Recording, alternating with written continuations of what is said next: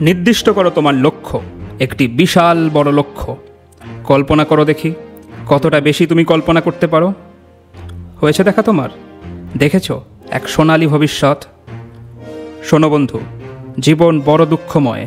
রোগ, কষ্ট, অপমান, ব্যর্থতা তোমাকে ছেয়ে ফেলবে। তাই বুকে জড়িয়ে থেকো এই বিশাল স্বপ্নটাকে। এবার জ্ঞান অর্জনের পালা। প্রচুর জ্ঞান অর্জন করতে হবে।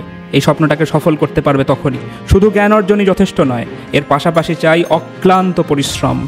একটি বিশাল স্বপ্ন দেখেছো তুমি, সাহস দেখিয়েছো প্রথমেই, এবার সারা জীবন সাহসী থাকতে হবে।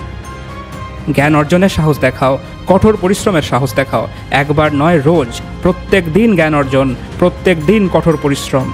জ্ঞান অর্জন আর কঠোর পরিশ্রম তোমাকে নিয়ে যাবে তোমার স্বপ্নের দিকে একটু একটু করে। এরপর আসবে সমস্যা, বাধা, পরীক্ষা হবে তোমার। স্বপ্ন সফল করতে চাও তাহলে প্রত্যেক পরীক্ষায় উত্তীর্ণ হতে হবে। প্রত্যেক সমস্যা ভেদ করে পাহাড়ি নদীর মতো কেটে বেরিয়ে যেও। থেমো না বন্ধু, থেমো না। স্বপ্ন দেখেছো, এবার সফল করতে না পারলে তুমি অনেক কষ্ট পাবে। সফল তোমাকে করতে হবেই।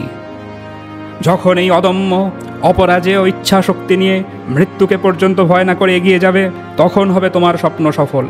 সহজ হবে না এই লড়াই, কিন্তু হোক না কঠিন, তুমি শেষ হাসি হাসবে। সেদিন লক্ষ্য অর্জনের পর নিজের দিকে তাকিয়ে দেখো, দেখবে এক যোদ্ধাকে, এক সাহসী শক্তিশালী মানুষকে, যাকে দেখে ভালোবাসায়, শ্রদ্ধায় তোমার চোখে গর্বের জল এসে যাবে। তখনই বলতে ইচ্ছা করবে জীবন সফল হলো। তখনই বলতে ইচ্ছা করবে কবিগুরুর ভাষায়, যাবার দিনে এই কথাটি বলে যেন যাই, যা দেখেছি, যা পেয়েছি, তুলনা তার নাই। এই জ্যোতিষসমুদ্র মাঝে যে শতদল পদ্মরাজে, তারই মধুপান করেছি, ধন্য আমি তাই।